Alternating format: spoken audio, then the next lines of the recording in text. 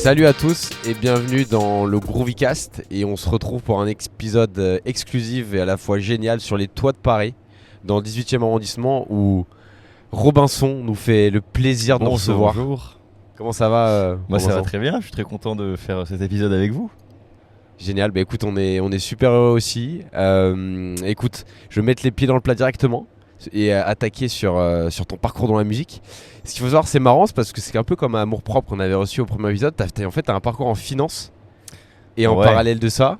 Et là, t'as décidé de te focus dans la musique. Bah ouais, en fait c'est vrai que moi j'ai fait une prépa après le bac et une école de commerce et une majeure en stratégie financière, et j'ai fait mes stages en private equity, et en fait je me suis rendu compte que ça me plaisait pas, que j'étais pas heureux là-dedans.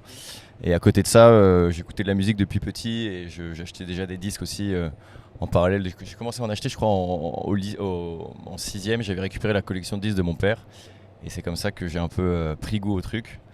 Et en fait, à un moment, je me suis dit, mais en fait, c'est pas du tout, j'ai pas du tout envie de passer ma vie dans un bureau avec des gens qui ne partagent pas les mêmes passions que moi.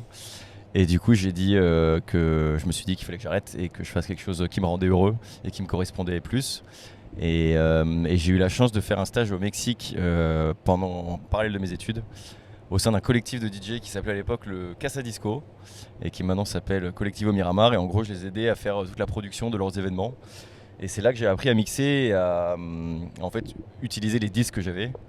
Et en rentrant à Paris, je me suis dit mais putain, en fait j'ai envie de faire pareil. Et c'est comme ça que j'ai commencé un peu à mixer grâce à ce stage que j'ai fait au Mexique, grâce au final un peu à l'école de commerce que j'avais fait qui m'a permis de faire ce stage. Ok, et donc tu as commencé donc à mixer à Paris quand tu étais en école de commerce. Ouais. Et donc ton premier nom de DJ, on va revenir dessus parce que ça a changé récemment, enfin relativement Exactement. récemment. Donc ton premier nom c'était Jean-Michel Delanight. Ouais.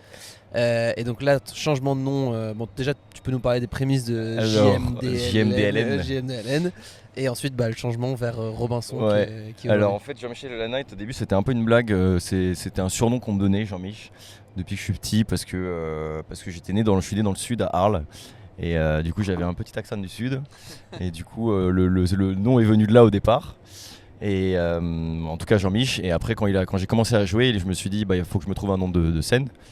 Et il y avait donc ce surnom là, Jean-Mich. Je me suis dit Jean-Michel Delanight pour le côté un peu tough.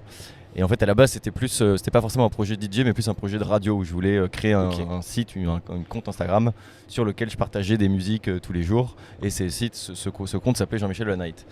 Et après, en fait, à travers ce compte-là où je partageais des musiques, c'est comme ça que j'ai eu ma première date. C'était à la Biche et le Renard pour la braderie de Lille. Okay. Et ils m'ont contacté sur Instagram, je les connaissais pas du tout. Ils m'ont dit yo, j'aime bien les sons que tu postes, est-ce que ça te dit de venir jouer pour la braderie de Lille? Je savais pas du tout mixer, mais j'étais déjà allé à cet événement-là. Et c'était un truc énorme, genre gros open air avec plein de monde. Et je me suis dit. Tu es allé à l'Intox du coup ou... J'y suis complètement allé à l'Intox. Okay. J'y suis allé, je ne savais pas du tout quel est de son. Et je me suis dit j'ai 3 mois pour apprendre, et c'est là que je me suis un peu entraîné tout seul pour être capable de faire cette date-là. Et du coup j'ai gardé le nom Jean-Michel Delanight parce que eux m'avaient proposé cette date-là en tant que Jean-Michel. Et puis en fait je me suis rendu compte que ça faisait marrer les gens, que c'était un peu catchy comme nom, que ça prenait. Et du coup j'ai gardé ça et j'ai changé il y a 1 an, maintenant ça va faire 1 an que je suis passé donc à Robinson qui est mon deuxième prénom. Parce que j'avais envie d'un truc un peu plus neutre, un peu moins clivant. Parce qu'en fait, Jean-Michel Delanight, c'est un côté un peu connoté. Il y a un côté très blague, très franco-français. Et je sentais que ça pouvait un peu me fermer des portes et que c'était pas assez sérieux, entre guillemets, et même aussi un peu long, parfois pour les visuels. Justement, c'est la question que j'avais. Tu vois, t'as déjà eu des promoteurs qui t'ont dit potentiellement non parce que le nom était pas... Je pense pas qu'ils me l'aient dit non de manière comme ça à cause du nom, mais je pense qu'il y en a que ça plaisait pas, ça ne plaisait pas forcément d'avoir ce nom-là sur l'affiche parce que ça faisait trop blague et ça fait un peu de DJ de kermesse, tu vois. Alors qu'on s'en fout finalement. Alors qu'on s'en fout, moi je suis d'accord qu'en soi c'est juste un blaze, l'important c'est pas ça, c'est plus la musique que tu vas jouer. Mais malheureusement, en France il y a des gens, et c'est marrant parce que c'est que en France que j'ai ressenti ce truc-là, alors que dès que j'allais à l'étranger, les gens adoraient parce qu'ils trouvaient ça drôle et ils s'en foutent de savoir qu'est-ce que ça veut dire. Et tu vois, par rapport à ta carrière justement d'artiste, il y a un enjeu quand même quand tu changes de nom. Est-ce que tu as senti qu'il y avait que ça pouvait être problématique en termes d'identité, tu vois, d'artiste? Ouais, je pense qu'au début ce qui est dur c'est que les gens te connaissent pas sous le nouveau nom. Et du coup tu perds un peu ton audience dans le sens où sur un line-up où il va y avoir écrit Robinson, au début on sait pas qui c'est, tu vois, donc c'est un peu dur au début même pour trouver des dates, parce que les gens les promoteurs, leur but c'est aussi que tu ramènes du monde et que tu vendes des tickets, donc si si c'est un nouveau nom inconnu, ça peut être un peu compliqué au début, et là tu vois ça va faire maintenant 1 an, et je pense que là ça y est, ça commence à être rentré un peu dans la tête des gens, mais c'est vrai qu'au début je sentais que c'était un peu dur de jouer sous ce nom-là uniquement. Du coup, je mettais Robinson entre parenthèses Jean-Michel de la Night en petit. Mais là, ça y est, je pense que la passation est faite. Mais tu vois, ça a quand même pris 1 an. Et voilà. Tu as fait du coup relativement tôt dans ta carrière de DJ, tu as fait quand même des dates importantes. C'était l'iBoat à Bordeaux, Ouais. tu as fait The Lot Radio à New York Ouais. aussi. C'était full vinyle aussi, parce que du coup on en a un Ouais. petit peu parlé, mais c'est vrai que tu joues beaucoup vinyle parce que tu es un grand fan de tous les genres en vrai tu as une collection qui est assez dingue. Ouais. Tu vas diguer où, d'où tu t'inspires, quoi comme musique? Généralement, je digue beaucoup quand je voyage, parce que justement, dès que je vais dans un autre pays, je me dis que c'est là que je peux trouver des choses que je ne trouverais pas à Paris, et notamment découvrir des styles de musique que je connais pas ou qui sont moins disponibles en France. Par exemple, là, quand j'étais au Brésil, j'ai découvert le baile funk que je connaissais très mal, et là-bas il y avait full disque de baile funk, et j'ai trouvé plein de trucs de ouf. Et en fait, le fait d'aller diguer dans des endroits nouveaux, ça t'ouvre les oreilles, parce que tu découvres plein de genres de musique, tu parles avec les disquaires qui t'amènent vers des choses qui potentiellement pourraient te plaire. Et là par exemple, j'étais à New York il y a 2 semaines, j'ai ramené genre une centaine de scuds, j'ai passé 3 jours non-stop à faire tous les disquaires de la ville, et en mode un peu gros geek, tu sais. J'avais des potes qui étaient là, ils me disaient ouais, t'es chaud de venir boire une bière? J'étais en mode non, là je suis venu ici pour ça. Et je vais repartir avec des disques. En parallèle avec ton nom, du coup, tu as fait un lot Jean-Michel de la Night et un autre Robinson, ouais. Okay. Du coup, qui est sorti là d'ailleurs, mais je l'ai pas encore repartagé. Et d'ailleurs, c'est 2 lots que j'ai fait. Le premier, c'était il y a, je dirais, 2-3 ans. Et le deuxième, du coup, c'était là il y a 2 semaines. Et en fait, j'avais rien préparé à l'avance, parce que je m'étais dit, je vais à New York, je vais acheter des disques, et j'ai envie de jouer les disques que j'ai trouvés sur place. Parce que pour moi c'est un peu un défi, parce que c'est plus dur, parce que tu les connais pas. J'ai pas eu, enfin tu les dans un disquaire, tu les écoutes 30 secondes, 1 minute, mais t'écoutes pas en entier, tu vois. C'est vraiment au coup de cœur. C'est au coup de cœur. Et puis généralement tu veux aussi te garder la surprise pour quand tu rentres chez toi, tu vois, t'écoutes un petit extrait, tu dis ah putain ça je vais kiffer, tu reconnais le truc, tu sens que ça va te plaire. Et du coup tu te gardes un peu le truc pour en mode allez hop, je le prends et je vais l'écouter à la maison, je vais me l'écouter en entier, ça va être trop bien. Et puis tu l'étudies, t'essaies d'apprendre un peu comment est structuré le morceau. Et du coup, le premier lot que j'avais fait, c'était avec les disques du coup que j'avais acheté sur place, que je connaissais mal, donc c'était hyper stressant, parce que je savais pas encore forcément trop, en mode quand je voyais la pochette, est-ce que ça c'est bien le son auquel je pense, ou est-ce que c'est autre chose. Donc c'était encore plus dans le jus, mais c'est un exercice intéressant, c'est cool, tu vois. Et là j'ai fait pareil du coup avec le deuxième lot, et en plus là le deuxième lot c'était qu'1 heure, alors que le premier c'était 2 heures. Et 1 heure c'est encore plus dur, parce que t'as pas le temps de te prendre ton temps, tu vois. Tu dois aller vite, et tu regardes ta montre, tu vois que le temps passe. Quand tu arrives, en plus c'est un peu l'usine, parce que tu as le DJ qui finit à 14h, toi tu commences à 14h01, et l'autre il arrive à 14h59, donc c'est vraiment millimétré, tu vois. Et puis surtout j'avoue que l'expérience était un peu stressante, parce que moi 1 heure je trouve ça trop court. J'aime bien faire jouer, prendre le temps d'amener les gens vers un truc un peu plus progressif. Et donc j'aime bien les longs sets. Mais bon, c'était quand même très cool, et je suis content du mix. Ok, donc, génial. Et tu l'as un peu mentionné du coup, mais en termes de préparation de set, tu fais toujours comme ça, vraiment entre guillemets à l'improviste, ou ça t'arrive quand même de préparer un minimum? Avant, quand je commençais, généralement je préparais des playlists avec des sons que j'avais envie de jouer. Mais c'était assez vaste, tu vois. Il n'y avait pas du tout d'ordre. C'était juste, je me disais bah tiens, ce son là j'aimerais bien le jouer, parce que je l'ai découvert il n'y a pas longtemps, que je l'ai aimé, que j'ai envie de le faire écouter.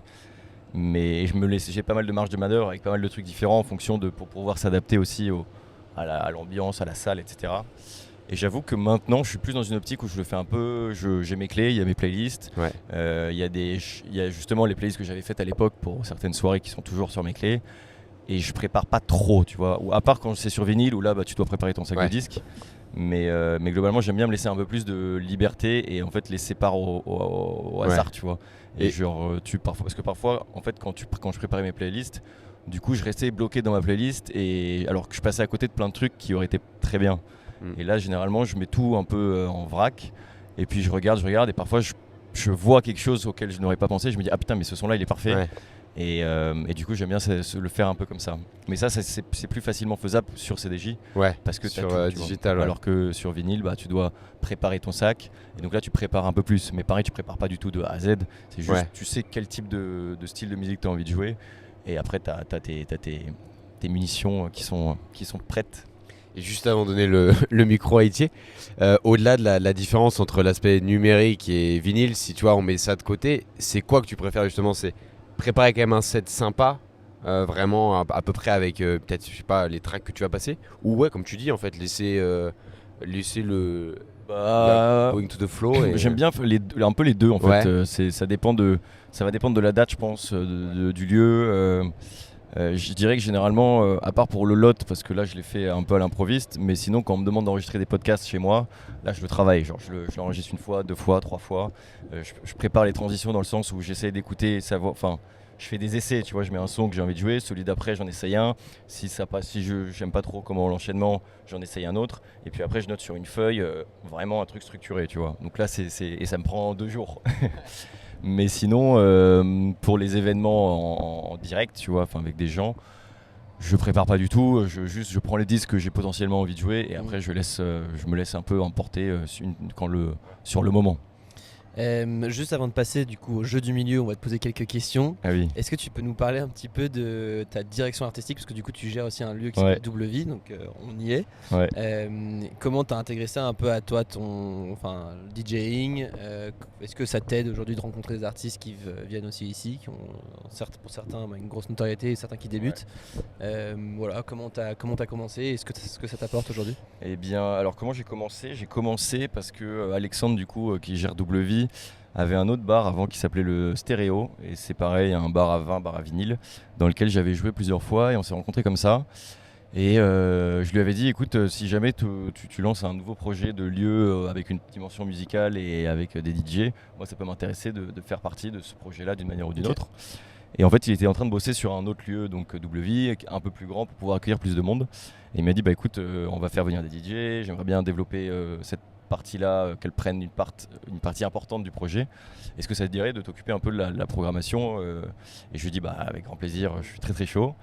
Et donc c'était en 2019, je crois. Non, n'importe quoi, 2022. Okay. Et pas du tout. Et du coup, ça a commencé. On avait au début qu'on devait faire 4 dates, donc mercredi, jeudi, vendredi, samedi. Ouais. Donc au début, j'avais jamais fait staff. Et je me disais, putain, c'est quand même chaud de trouver 4 différents DJ toutes les semaines et de pouvoir faire tourner le truc, qu'il y ait un roulement et sans que ce soit tout le temps les mêmes. Donc au début, on était 2 DA à se partager 2 jours par semaine pour avoir un peu plus de flexibilité. Et finalement, après, j'ai récupéré le projet vu qu'on a fait plus que 3 dates. Et en fait, je me suis rendu compte que je trouvais assez facilement des gens, qu'il y avait du monde qui était chaud de jouer. Ouais. Et en fait, au début, j'ai fait pas mal marcher mon réseau de potes ou de DJ que je connaissais via le milieu. Et aussi tout en invitant des DJ qui me tenaient à cœur, que moi j'aimais, que je connaissais pas forcément, mais que je kiffais de par leur musique. Comme, je sais pas, il y a eu Raphaël Top Secret, Marina Trench, Alex from Tokyo ce soir. Aussi, au début, j'avais une idée, c'était de donner une date aux anciens, en fait, à ceux qui nous ont appris, nous les jeunes, tu vois, qui nous ont un peu ouvert les oreilles. Ouais, et genre, envie, notamment les disquaires, tu vois, qui sont généralement tous des putains de DJ, mais qui jouent pas forcément beaucoup. Et du coup, je suis allé voir un peu les différents disquaires de Paris pour leur proposer ce projet-là et leur dire, bah voilà, on ouvre un lieu et on aimerait bien que vous puissiez faire partie du projet. Et donc, il y a par exemple Melik de Heartbeat qui est venu jouer, et c'était trop bien. Et donc voilà, du coup, il y avait cette idée à la base qui était de remettre sur le devant de la scène ceux qui nous ont un peu donné envie de faire ce métier-là. Et un peu leur rendre l'appareil, en fait, tu vois. Et après, bah aussi, bien sûr, tous les gens de mon entourage, mes potes qui jouent, et pour créer une ambiance un peu familiale et un bar de copains où tu as tes potes qui jouent, etc. Et donc voilà. Et toujours après, musicalement, c'était toujours autour de la disco, soul, funk. Au début, je pensais vraiment plus me concentrer là-dessus, puis finalement, on a élargi un peu à la house parce qu'en fait, Double Vie, le lieu se prête assez bien à danser. Alors qu'au début, je pensais que ça allait être plus un bar d'écoute, genre listening bar.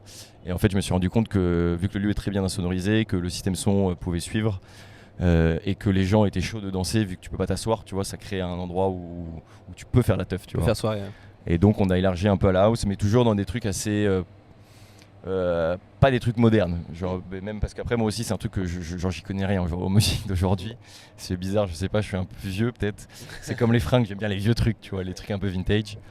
Et donc voilà, je sais pas si j'ai répondu à ta question, mais Et avant juste de passer au jeu du milieu, c'est ultra marrant, c'est vrai, parce que ouais, t'as toujours eu vraiment cette appétence pour la musique, enfin la house classique des années 90-2000, et tu suis quand même un peu les trends actuels ouais, ou... je regarde, je suis, tu vois, sur Instagram, sur internet via les réseaux. Et qu'est-ce qui fait justement que tu préfères cette musique-là un Bah, peu plus je trouve que j'aime souvent le son que je trouve un peu plus brut dans Ouais. les vieux morceaux où tu sens Ok. que ça, tu vois, ça craque, tu vois, c'est Ouais, un peu c'est vrai que c'est raw. ouais, Et aujourd'hui, moi, ce qui me dérange, mais après, c'est vraiment personnel, tu oui, vois, oui, non, c'est mais juste évidemment.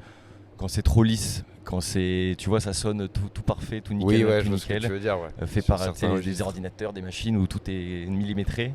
Et c'est vrai que c'est quelque chose qui me ça me Qui te parle sensibilise, moins, tu ouais, vois. ouais, Et complètement. j'aime bien quand c'est un peu plus fait par des humains, tu vois, ou Ouais.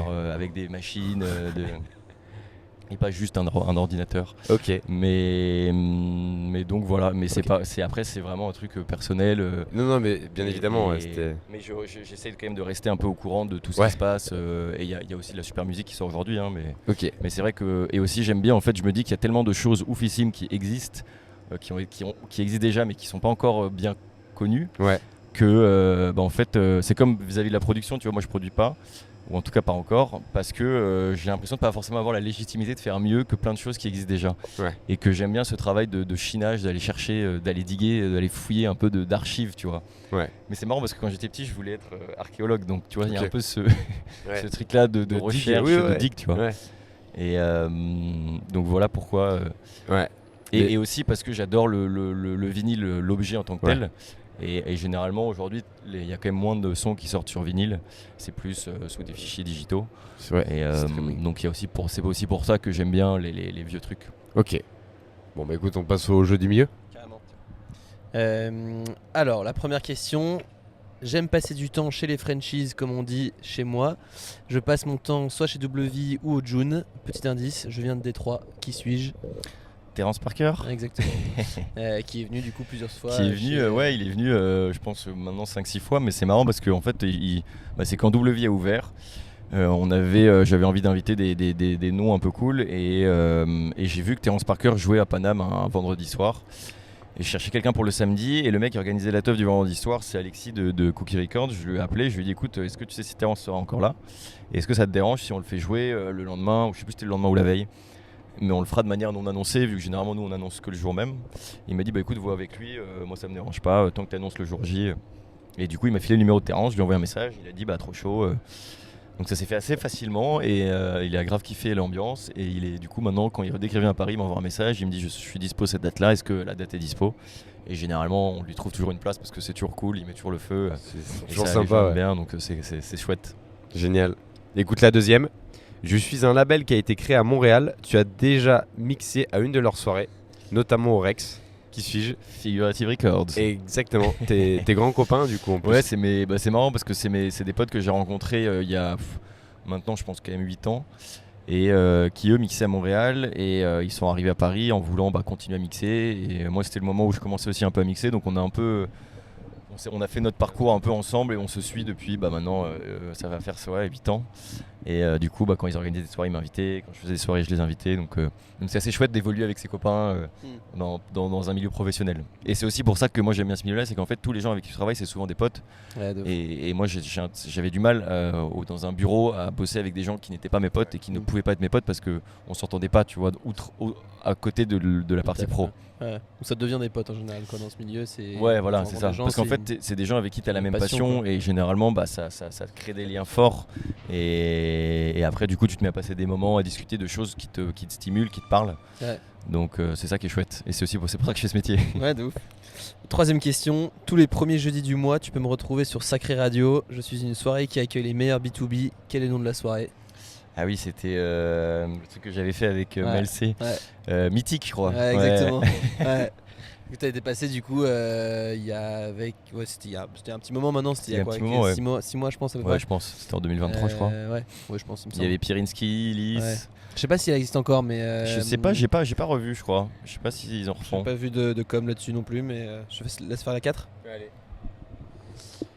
Alors, Laurent Garnier a rendu le club famous via ses soirées techno. Tu peux désormais racheter mes 3 lettres en néon. Je pense qu'ils ont déjà été rachetés du coup en plus, mais... Ouais, c'est le Rex Club. Exactement, le Rex, ouais. Mais ouais, c'est marrant, quand j'avais vu ça, j'étais là en mode putain, ce serait énorme d'avoir ces gros 3 lettres à la Ouais, maison. bah là, ouais. En plus, elles sont jolies et Ouais. aussi parce qu'elles sont vintage. Et donc, Ouais. tu vois, j'aime bien ce côté un peu Un peu vieux rétro, design, ouais, tu vois, ouais. rétro, ouais. Du coup, la dernière question, moi je vais la changer parce que du coup, je pense qu'elle elle ne correspond plus à plus rien. J'aimerais parler du coup de 2 sujets de Sunday. Ouais. Du coup, ça c'est grâce à ton stage au Mexique, il me semble. C'était rencontre au Mexique. Déjà, est-ce que ça. tu peux nous expliquer ce que c'est Sunday? Ouais. Et du coup, ouais, Comment ça s'est fait, comment ça s'est fait quoi? Alors Sunday, c'est des amis mexicains qui ont lancé ça il y a 8 ans. Et en fait, c'est des soirées, c'est des promoteurs d'événements. Et ils font ça sur un toit dans le centro à Mexico City. C'est un rooftop qui est chambé, qui est beaucoup plus grand qu'ici, avec une vue de ouf, avec le coucher de soleil. Et aujourd'hui, je crois que c'est quasiment le plus gros événement au Mexique. Et c'est marrant parce que ce qu'ils me disaient, c'est qu'ils n'ont même plus besoin d'aller chercher, de démarcher des artistes. C'est les artistes qui les démarchent eux. Dès qu'ils sont de passage par là, tu vois, aux États-Unis, en Amérique du Sud, ils vont les voir, enfin ils les appellent parce que c'est un peu genre ce place to be. C'est le circo loco de C'est un peu le Mexique. circo loco du Mexique, tu vois. Ouais. Et du coup, c'est des mecs que j'ai rencontrés à travers mon stage. Ok. Donc j'avais joué là-bas quand j'étais, pas pendant mon stage, mais quand j'y suis retourné un peu plus tard. Ok. Et en fait, c'était quoi, il y a 1 an maintenant. Ok. On avait 2 jours de soirée au Mazette via le truc Amour sur scène qui faisait, c'était les festivals de 2 jours l'été. Ok. Et on devait faire un truc le dimanche et il y avait mes potes de Sunday qui étaient à Paris à ce moment-là. Du coup, je leur ai dit, bah écoutez, si vous voulez, on peut faire un truc ensemble. Ouais. Vous gérez la programmation du dimanche et on fait une sorte de coprod avec le Mazette ensemble.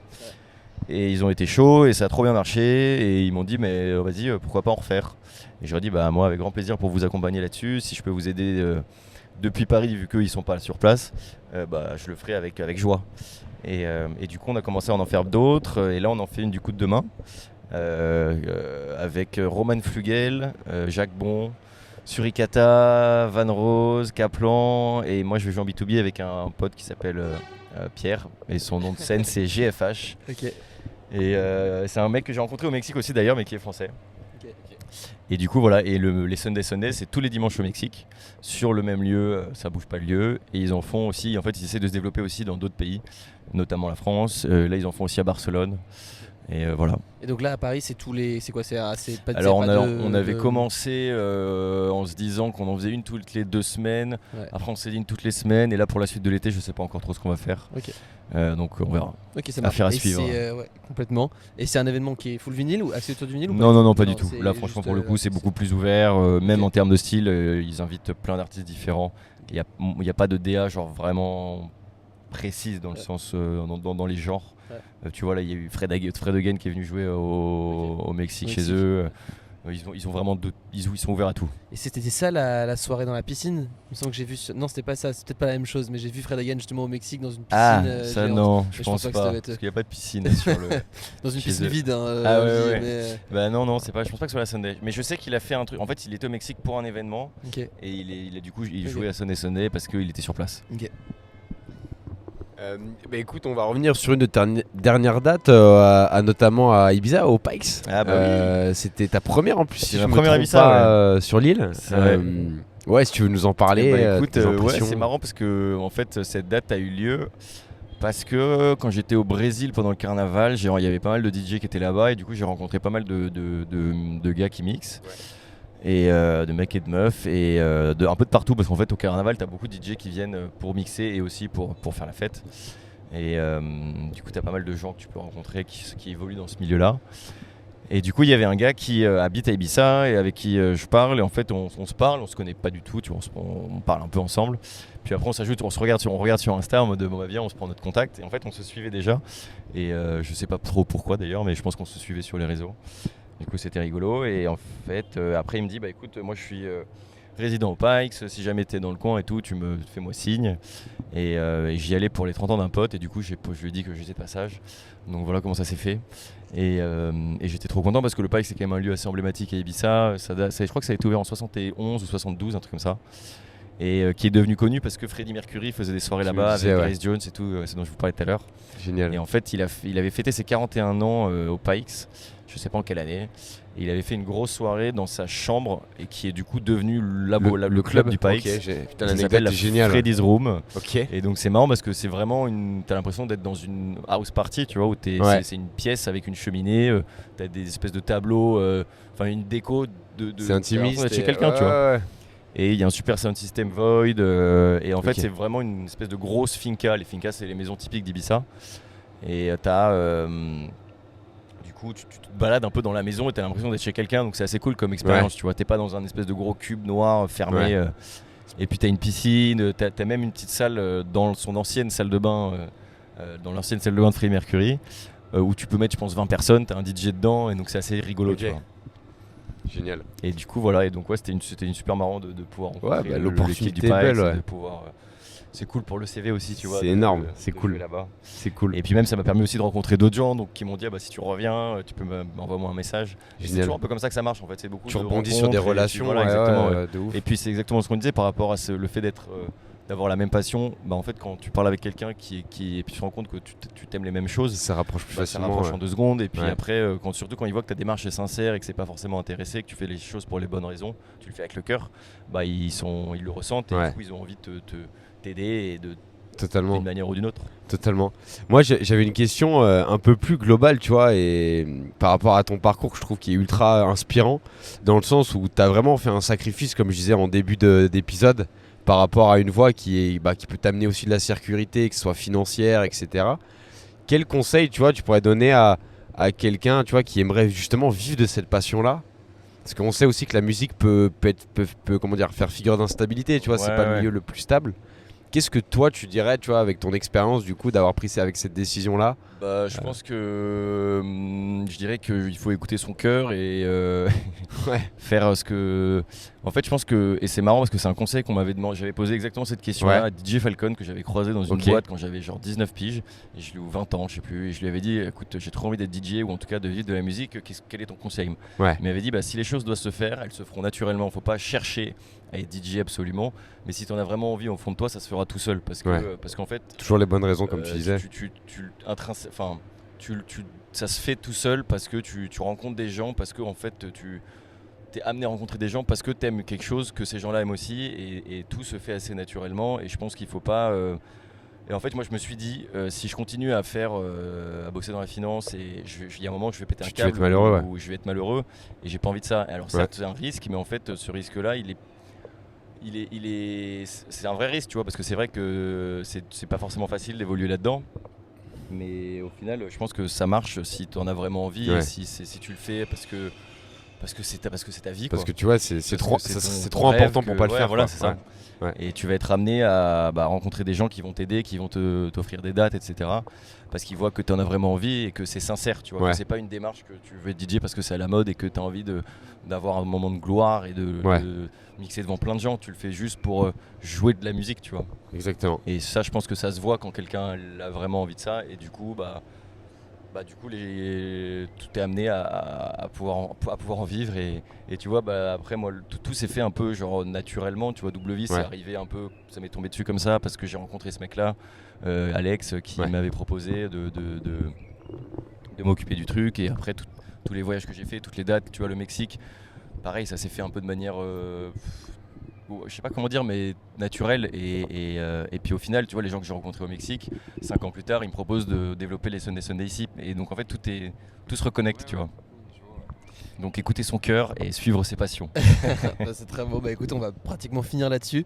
Merci. Pareil, on va te demander de clôturer le podcast avec un son que tu joues, que tu as trouvé récemment ou pas nécessairement. Et peut-être les dates, si tu as des dates à partager aussi pour l'été. Écoute, si j'ai une date dont je suis super content, c'est le festival Oreoun à Douarnenez en Bretagne. Et ça pareil, tu vois, c'est un truc que je suis depuis genre 3-4 ans. Et il y a 3 ans, ils m'ont proposé d'enregistrer un podcast pour leur radio, tu vois. Ils ont une page SoundCloud du festival. Et je m'étais dit, trop cool qu'ils me proposent de faire ce podcast. J'espère qu'un jour, je pourrai jouer là-bas, tu vois. Et puis un an plus tard, ils m'ont dit, vas-y, est-ce que ça te dit de jouer au festival? J'ai dit, oui, bien sûr, avec grand plaisir. Et donc ça, c'est le 22 juin. Ok. Donc c'est le 21 et le 22 juin, c'est sur 2 jours. Moi, je joue le 22. Et c'est dans un spot au bord de l'eau en Bretagne qui a l'air trop beau en mode open air. Et il y a toujours une programmation qui est hyper léchée, hyper pointue. L'année dernière, il y avait Raphaël Top Secret, Clémentine, Léo Lusher. Là, cette année, il y a DJ Deep, Cléo, Too Late Groove. Canon. Je sais, après 2-3 autres personnes.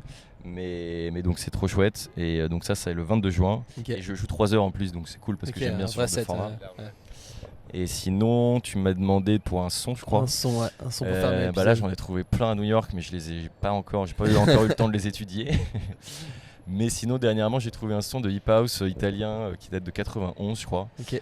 Qui est de l'artiste, c'est The Phenomenals et ça s'appelle Makossa. Okay. Et c'est le Marilyn Monroe mix. Et c'est Makossa parce que tu as le Soul Makossa de Manu Dibango. Donc tu as le Makossa, mais avec une vibe un peu hip house et qui est franchement charmé.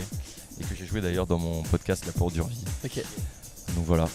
Bah écoute, magnifique. On va clôturer l'épisode là-dessus. Donc bon, merci d'ailleurs tous nos auditeurs. Beaucoup. Et merci à Théophile. Avec grand plaisir. Épisode. Merci à vous de m'avoir reçu. Avec plaisir.